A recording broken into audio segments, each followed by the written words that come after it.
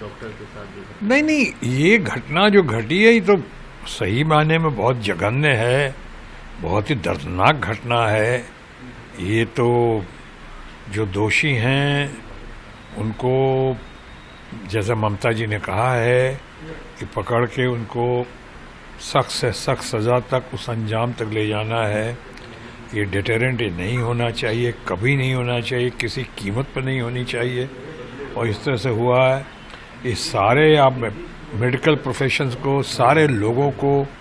आप एक डर का माहौल उनके सामने पेश कर देते हैं अगर ऐसा होता है तो, जो हुआ है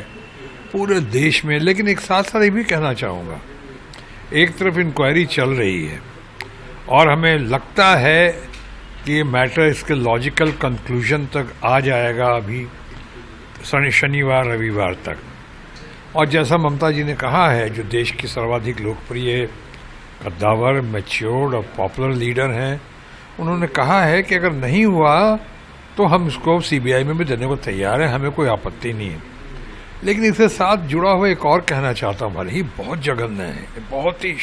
दर्दनाक घटना घटी है और हमें उनके परिवार के साथ, उन लोगों के, उनके डॉक्टर्स के साथ, उनके हॉस्पिटल के साथ, जो लोग उनके समर्थक और उनके साथ देते रहे, हम उनके साथ बहुत संवेदना और अपनी सहानुभूति और प्रार्थना अर्पित करते हैं। ये जो जघन्य है, लेकिन साथ में ये भी कहना चाहूँगा कि ये मेडिकल प्रोफेशन अभी भी चंद प्रोफेशन में है जिसको अभी बहुत लोग नोबल प्रोफेशन मानते हैं। अभी घटना जो घटी, भले कितनी जघन्य हो, दिल्ली में नहीं घटी है, वो घटी है कलकत्ता में। और सारे डॉक्टर्स का इस तरह से सड़क पे आ जाना, बहुत सारे डॉक्टर्स का, उस पे लगता है कि कल कहीं किसी पेशेंट को या किसी ज़रूरतमंद को अगर कल कोई मुसीबत हुई दिल्ली में, चाहे कुछ